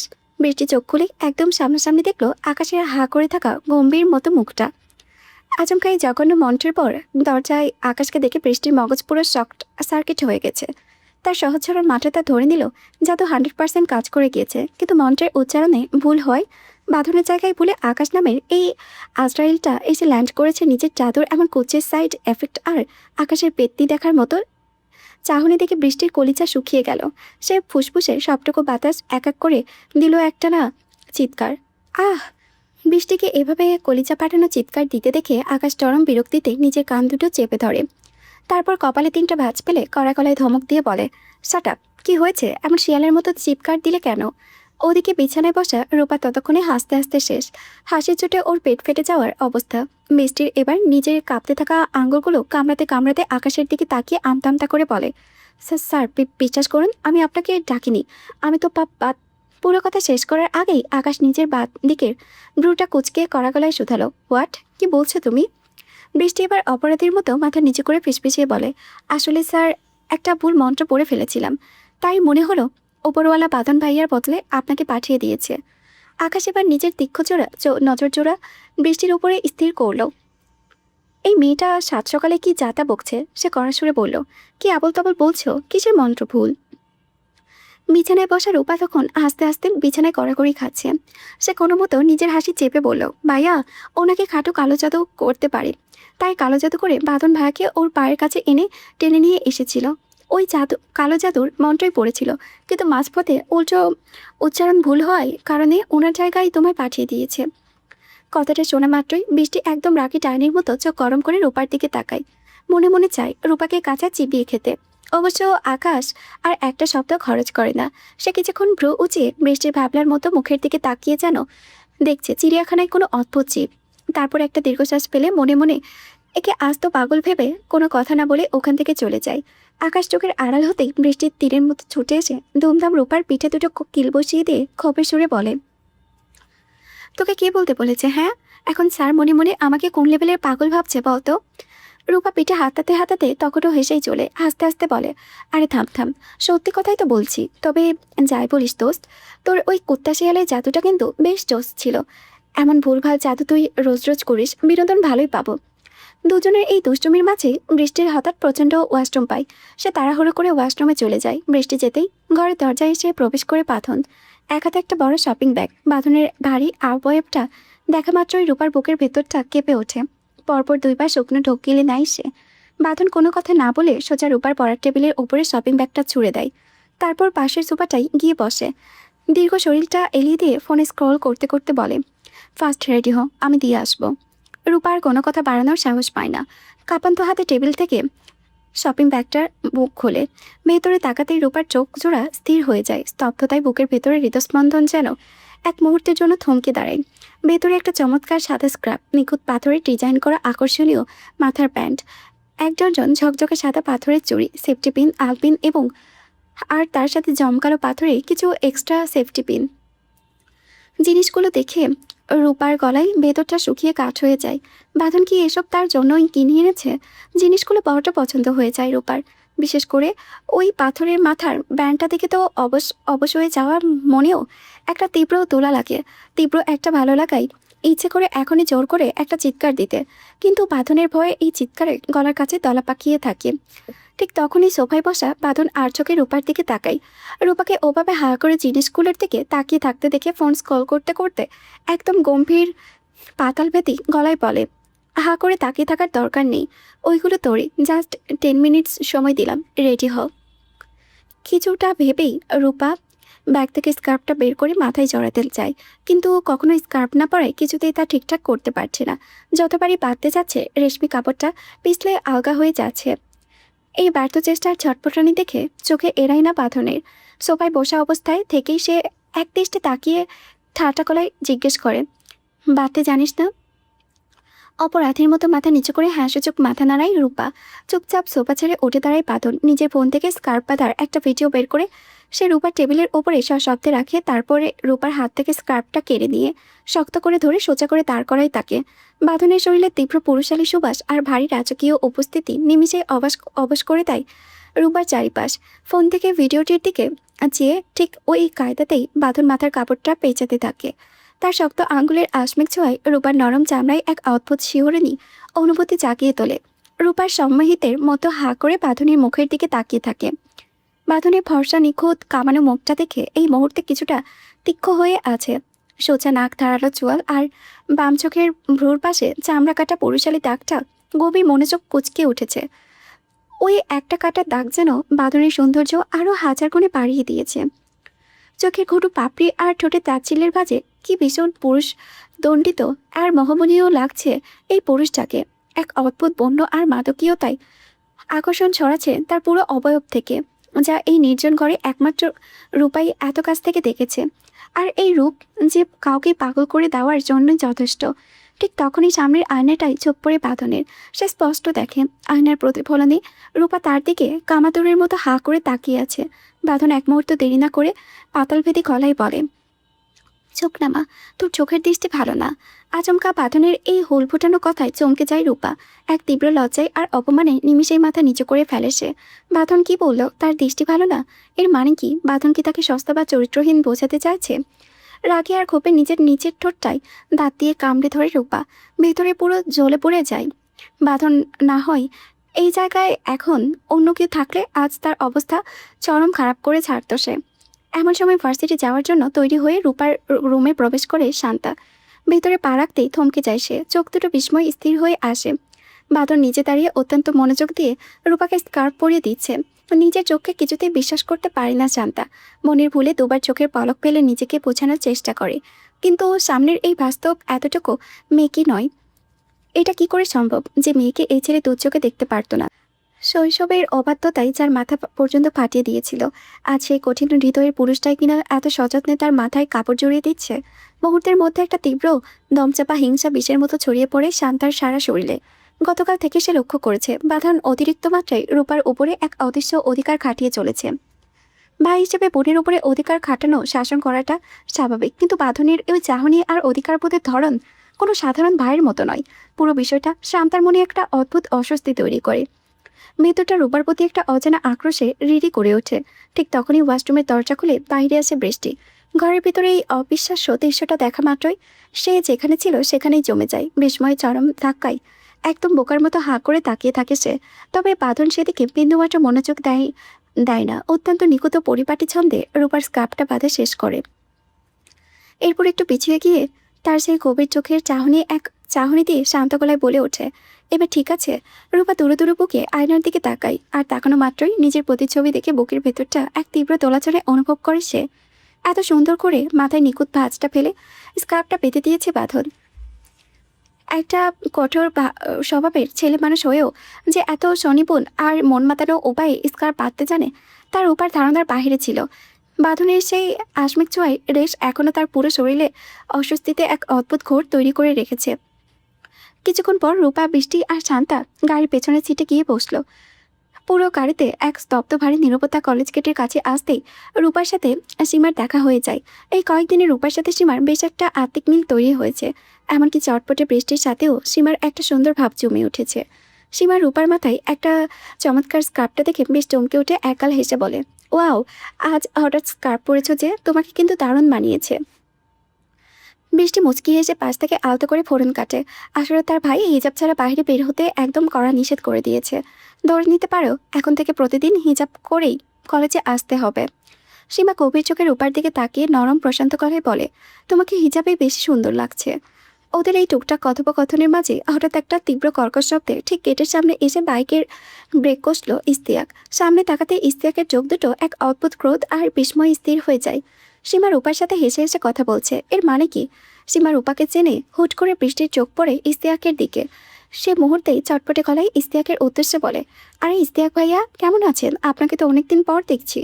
ইস্তিয়াক ভেতরে সেই আশমিক ধাক্কাটা কোনো মতো চেপে রেখে মুখটা স্বাভাবিক করার একটু ব্যর্থ চেষ্টা করে বলে, এই তো আলহামদুলিল্লাহ, তুমি কেমন আছো? ভালো। এইদিকে ইস্তিয়াকের আজব কাপ এভাবে দেখে সীমার বুকের ভেতরটা হৃদস্পন্দন যেন এক মুহূর্তের জন্য থমকে যায়। এক অজানা আশঙ্কায় ধক করে ওঠে ভেতরটা। তবে তার থেকেও বেশি অবাক হয় এটা দেখে যে বৃষ্টি ইস্তিয়াককে চেনে। হঠাৎ ইস্তিয়াক চোখের একটা কঠোর ইশারায় সীমাকে একটু আড়ালে ডাকে। সেই ইশারা দেখা মাত্রই একটা তীব্র ভীতু গ্রাস করে সীমার পুরো শরীরকে। সে অত্যন্ত ধীর পায়ে এসে ইস্তিয়াকের সামনে দাঁড়ায় এবং অপরাধীর মতো মাথা নিচু করে থাকে। ইস্তিয়াক সীমার দিকে তাকিয়ে এক ধাপ এগিয়ে আসে। তার চোখ দুটো তখন ক্রোধে চলছে। দাঁতে দাঁত চেপে একদম নিচু স্বরে ফিসফিসিয়ে বলে, তুমি রূপাকে চেনো? এটা আমাকে আগে বলনি কেন? সীমা অবাক হয়ে জিজ্ঞেস করে, রূপা? কোন রূপা?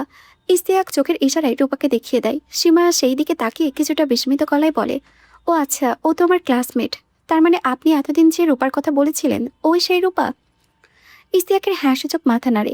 সীমার বুকের ভেতরটা এক তীব্র যন্ত্রণায় মুচড়ে উঠলেও সে কোনো মতে নিচের মুখাবয়বে একটা আলতো হাসি ফুটিয়ে তুলে বলে, বাহ, আপনার চয়েস আছে বলতে হবে, মেয়েটা আসলে অনেক সুন্দর।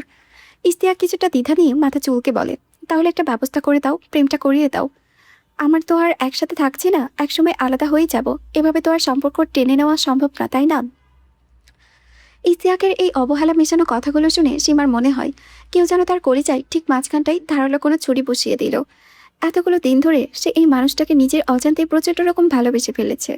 আজ নিজের সেই ভালোবাসা মানুষ এর মুখে অন্য কারোর সাথে প্রেম করিয়ে দেওয়ার কতটা শুনেছে, কতটা কষ্টের, তা শুধু সীমার অন্তরই জানে। তার এই স্তব্ধ ভাবনার মাঝে ইস্তিয়াক আবার তাগতা দিয়ে বলে, কি হলো, কথা বলছো না কেন? সীমার ভেতরে রক্তক্ষরণের আড়াল করে ঠোঁটে করে এক চিলতে স্নান হাসি ফুটিয়ে বলে, আমি চেষ্টা করব। ইস্তিয়াকের মুখে মুহূর্তে একটা মিষ্টি হাসি ফুটিয়ে ওঠে। সে আগ্রহ নিয়ে জিজ্ঞেস করে, সত্যি বলছো? সীমা নিচু স্বরে জবাব দেয়, হুম। কেটে যায় আরও কিছুদিন। কলেজে ফাঁকি দিয়ে রূপা তার সেই ডেলিভারি কাজে চলে যায়। এই সেই পার্সেল আর ঠিকানা বুঝে নিয়ে স্কুটার নিয়ে বেরিয়ে পড়ে গন্তব্যের উদ্দেশ্যে। এতদিনে বৃষ্টি ওকে খুব একটা ভালো করেই স্কুটার চালানো শিখিয়েছে, তাই রূপা এখন মোটামুটি সামনে নিয়ে আস্তে আস্তে চালাতে পারে। ঠিকানা মেলাতে মেলাতে স্কুটার নিয়ে এক জায়গায় এসে কড়া ব্রেক করছে রূপা। কিন্তু সামনের সাইনবোর্ডের দিকে তাকাতেই তার বুকের ভেতরটা একটা অচেনা আশঙ্কায় ধক করে ওঠে। এটা কি কোনো কাকতালীয় ব্যাপার? কোনটা ময়মনসিংহের কোতোয়ালি মডেল থানা? তার মানে খোদ থানা থেকে কেক ডেলিভারি অর্ডার এসেছে। যাই হোক, তাতে আর তার কি, সে তো শুধু কেক দিতে এসেছে, পার্সেলটা বুঝিয়ে দিয়েই চলে যাবে। রূপা আর দেরি না করে স্কুটারটা লক করে পার্সেলটা হাতে নিয়েই এবং থানার ভিতরে প্রবেশ করে ভেতরে পা রাখতেই সে অবাক হয়ে চারিপাশে দেখে পুরো থানাটা হরেক রকমের বেলুন আর ফুল দিয়ে সাজানো। সে থমকে গিয়ে চারিপাশে দেখছে, কারণ সে চেয়ারে বসে আছে স্বয়ং বাঁধন। খোদ এসপি বাঁধন আজ এই থানায় উপস্থিত। তার পাশে অত্যন্ত কড়া পাহারাদায় ততস্থ হয়ে দাঁড়িয়েছে নতুন জয়েন করা ওসি অখিল আর কয়েকজন পুলিশ সদস্য। কোনো একটা অত্যন্ত জটিল এবং রহস্যময় বিষয় নিয়ে তাদের মধ্যে আলোচনা করছে। পুলিশের পোশাকে বাঁধনকে সেই চেনা শান্ত অথচ গম্ভীর মুখটা এই মুহূর্তেই যেন আরও বেশি থমথমে আর ধারালো দেখাচ্ছে। বাঁধনকে এই জায়গায় এই রাজকীয় রূপে দেখে রূপার মেরুদণ্ড পেয়ে একটা ঠান্ডা স্রোত নেমে যায়। সে দ্রুত উল্টো করে দাঁড়িয়ে মনে মনে বলে, সর্বনাশ, এই লোকটা এই থানায় কি করছে? যেখানে বাঘের ভয় সেখানে বুঝি সন্ধ্যা হয়। রূপার বেলাতেও ঠিক তাই হলো। উল্টো করে দাঁড়িয়ে থাকা ডেলিভারি ইউনিফর্ম পরা মেয়েটার দিকে হঠাৎ করে চোখ পড়ে অখিলের। সে কিছুটা উচ্চস্বরে বলে ওঠে, ওই তো কেক এসে গিয়েছে। অখিলের কথায় বাঁধনের তীক্ষ্ণ নজরটাও গিয়ে পড়ে উল্টো হয়ে দাঁড়িয়ে থাকা সেই অবয়বটার দিকে। মুহূর্তেই তার দুই ভ্রু কুঁচকে আসে। থানার ভেতরে এভাবে অদ্ভুতভাবে মুখ লুকিয়ে কেন দাঁড়িয়ে আছে মেয়েটা? অখিল টেবিলে ছেড়ে কিছুটা এগিয়ে এসে রূপার উদ্দেশ্যে বলে, এক্সকিউজ মি, আমাদের কেকটা? রূপা এতটুকু সামনে না তাকিয়ে কোনো মতে মাথাটা আরও নিচু করে কাপা গলায় বলে, হ্যাঁ হ্যাঁ হ্যাঁ স্যার। বলে সে আর এক সেকেন্ডও সেখানে দাঁড়ালো না, পেছনে ফিরে বাহিরের দিকে এক দৌড় দিল। ভেতরে থাকা প্রতিটি পুলিশ সদস্য গম্ভীর বিস্ময়ে একে অপরের দিকে তাকায়। কি হলো মেয়েটার? এইভাবে চোরের মতো দৌড়ে চলে গেল কেন? এদিকে কোনো মতো থানার বাহিরে এসে একটা আড়ালে দাঁড়িয়ে থাকা প্রচণ্ড গতিতে হাঁপাতে থাকে রূপা। তার বুকের ভেতরে হৃৎপিণ্ড যেন কান পাতলেই শোনা যাচ্ছে। কি করবে এখন সে? কিছুতেই মাথায় ঢুকছে না। তাড়াহুড়োই কাজ, কোনো মাস্কও মুখে আজকে পড়েনি, এমনকি হিজাবটাও খুলে স্কুটারের ডিক্কিতে রেখে এসেছে। এই অবস্থায় যদি বাঁধন কোনোভাবে তার মুখ দেখে ফেলে, তাকে একেবারে কেলেঙ্কারি হয়ে যাবে। বড্ড কঠিন একটা বিপদে পড়ে গেল সে। মনের ভেতরে তীব্র ছটফটানি শুরু হলো। কারো জন্মদিনের উপহার এটা, সে যদি পার্সেল না দিয়ে পালিয়ে যায় তবে পুরো আয়োজন তাই মাটি হয়ে যাবে। ঠিক তখনই চোখে পড়ে থানার এক কোণে জমে থাকা কিছুটা কাদামাটির দিকে। সকলে বৃষ্টিতে ভিজে জল জায়গাটায় একদম প্যাচপ্যাচে কাদা হয়ে গিয়েছে। নিমিষেই রূপার মাথায় একটা দুর্দান্ত শয়তানি বুদ্ধি খেলে গেল। হাতের পার্সেলটা সাবধানে শুকনো জায়গায় রেখে সে এক ঝটকায় ওই কাদার উপরে বসে পড়ে। নিজের হাত দুটো দিয়ে দলাতলা কাদা তুলে সে তার ফর্সা মুখমণ্ডলে আর দুই হাতে লেপটে দিয়ে পুরো শরীরে কাদা মাখামাখি করে নিজের রূপটা এমনভাবে ঢেকে রাখে যেন বাঁধন কেন দুনিয়ার কেউ আর তাকে চিনতে না পারে। নিজের পুরো অবয়বটা একদম নাজেহাল আর নোংরা করে রূপা উঠে দাঁড়ায়। তার ঠোঁটে কোণে এক তখন চিলতে বিজয়ের হাসি। ফিসফিসে এসে নিজে নিজে বলে ওঠে, এবার হয়েছে, এখন তো আর আমি নিজেই নিজেকে চিনতে পারছি না, তাহলে উনি কিভাবে চিনবে? হি হি, রূপা তুই আসলে একটা জিনিয়াস। নিজের এই রূপান্তরের পর রূপা পার্সেলটা নিয়ে অত্যন্ত স্বাভাবিক আর ধীর পায়ে আবার থানার ভিতরে প্রবেশ করে। একটু আগে দেখে যাওয়া সেই পরিপাটি ডেলিভারি গার্ডকে হুট করে এভাবে বলছে যে আসতে দেখে থানার ভেতরে সবার মুখটা জাস্ট হা হয়ে যায়। অখিল তো পুরো হাবলার মতো চোখ বড় বড় করে তাকিয়ে থাকে। রূপা চরম অবহেলায় অখিলের সামনে এসে দাঁড়ায় এবং নিজের আসল আওয়াজটা লুকিয়ে একটু মোটা ও কর্কশ গলায় বলে, স্যার এই নিন আপনার পার্সেল। অখিল কোনো মতোই নিজের জোর খাটিয়ে বোকার মতো পার্সেলটা হাতে নেয়। রূপা আর এক মুহূর্ত সময় নষ্ট না করে পুনরায় বলে, স্যার পেমেন্টটা? অখিল দ্রুত পকেট থেকে টাকা বের করে রূপার হাতে গুঁজে দেয়। রূপার মুখে একগাল হাসি টেনে কিছুটা সম্মান দেখিয়ে বলে, ধন্যবাদ স্যার। বলে রূপা স্বস্তির নিঃশ্বাস ফেলে উল্টো করে চলে আসতে যাবে। ঠিক তখনই চারিপাশে পুরো থমথমে পরিবেশকে কাঁপিয়ে দিয়ে মূল টেবিলের চেয়ার থেকে উঠে দাঁড়ায় বাঁধন। তার সেই ভারী আদেশে গমগম করে ওঠে, 1 মিনিট দাঁড়ান। বাঁধনের সেই চিরচেনা ইস্পাত কঠিন ডাকটা শোনা মাত্রই রূপার পা যেন মেঝেতে আটকে যায়। বুকের ভেতরে একটা তীব্র আতঙ্কে দুমড়ে মুচড়ে ওঠে। এই লোকটা তাকে হঠাৎ ডাকছে কেন? কোনোভাবে কি চিনে ফেললো? রূপা স্থির হয়ে দাঁড়িয়ে থাকে। বাঁধন ধীরে কিন্তু ধীর পদক্ষেপে এগিয়ে আসে এবং ঠিক ঠিক পেছনে রূপার প্যান্টের 2 পকেটে হাত গুজে শটান হয়ে দাঁড়ায়। চারিপাশে বাতাস তখন এক অদৃশ্য টান টান উত্তেজনায় কাঁপছে। গম্ভীর গলায় বলে, turn around and face me. নিজেকে যথাসম্ভব সামনে দিয়ে আস্তে আস্তে বাঁধনের দিকে ঘুরে দাঁড়ায় রূপা। মাথাটা নিচু করে গলাটা পর্যন্ত যতটা পারে মোটা আর স্বাভাবিক রাখার চেষ্টা করে বলে, জি স্যার। বাঁধনের তীক্ষ্ণ দৃষ্টিতে কিছুক্ষণ রূপার কাদামাখায় মুখটার দিকে তাকিয়ে থাকে, তারপর পরিবেশে তখন একদম স্তব্ধ। কয়েক সেকেন্ড পর বাঁধন ভারী গলায় ভেসে আসে, আপনার নাম কি? রূপার মাথায় হুট করে যে নামটা আসে তাই বলে দেয়, স্যার নাইমা। বাঁধন দুপা সামনে এগিয়ে আসে, তার চোখের দৃষ্টি যেন রূপার মনের ভেতরটা পড়ে ফেলতে চাইছে। সে মেপে মেপে বলে, কিছুক্ষণ আগে তো আপনাকে দেখলাম বেশ পরিপাটি ছিলেন, হঠাৎ এমন কি হলো যে শরীরে এভাবে কাঁধা পিকে ভূত হয়ে গেলেন? রূপা ভেতরে ভেতরে কাঁপতে কাঁপতে বলে, কোনো মতে আমতামতা করে, স্যার আসলে কাদার ভেতরে পিছলে পড়ে গিয়েছি। বাঁধনের ঠোঁটে কোণে এবার একটা তীক্ষ্ণ বাঁকা হাসি ফুটে ওঠে। সে দুই হাতে পকেটে গুজে ধীর পায়ে রূপার চারিপাশটা একবার ঘুরিয়ে আসে, তারপর ঠিক রূপার সামনে এসে দাঁড়িয়ে ধারালো গলায় বলে, সিম্পল লজিক, তাই বলে কাদায় পড়ে গেলে মানুষের সারা শরীরে কাদার ছিটে লাগে? মুখে লাগেও সামান্য লাগে, আর আপনি তো মেকআপ দেখে তা মনে হচ্ছে কাদাটা আপনি বেশ ইন্টেনশনালি মনে হচ্ছে ইচ্ছে করে পুরো মুখে লেপটিয়েছেন। রূপার যেন জ্ঞান হারানোর মতো অবস্থা। এই হিমশীতল পরিবেশটাও গালের ঘন কাদার ভেতর দিয়ে টপটপ করে ঘাম ঝরে পড়েছে। কোনো রকমে থমকে যাওয়া বুকটা সচল করে তোতলামি গলায় বলে, স্যার স্যার আসলে ওই ওই স্যার মানে একটা বাচ্চার সাথে দুষ্টুমি করতে গিয়ে একে অপরে এভাবে কাদা লাগিয়েছি। বাঁধন তার চোখের উপরে থেকে এক মুহূর্তের জন্য নজর সরায় না, নিষ্পৃহ মুখে বলে, সিরিয়াসলি? রূপা এবার বাজার তাগিদে দ্রুত মাথা নাড়ে, হ্যাঁ হ্যাঁ স্যার, এখন আমি আসি। কথাটা শেষ করে রূপা পা বাড়াতে যাবে, ঠিক তখনই চারপাশে সবাইকে স্তব্ধ করে দিয়ে রূপার কাঁদামাখা হাতটা একটা হেঁচকাটানে শক্ত করে চেপে ধরে বাঁধন। মুহূর্তেই একটা তীব্র বৈদ্যুতিক স্পন্দনে রূপার সারা শরীরে শিউরে ওঠে, কলিজায় যেন মুখের কাছে চলে আসে। থানার ভেতরে উপস্থিত কেউ কিছু বুঝে ওঠার আগেই বাঁধন হাতটা আরো শক্ত করে নিচের দিকে টানে, তারপর অখিলের দিকে সোজা তাকিয়ে অদ্ভুত গলায় বলে, অখিল, তুই না আমাকে প্রায় বলতিস আমি বুড়ো হয়ে যাচ্ছি, বিয়ে করছি না। সো লিসেন টু মি, এই কাঁদে পাকা মেয়েটাকে আমার পছন্দ হয়েছে। কোনো কথা নেই, এক্ষুনি কাজে ডাক। I will marry her right now.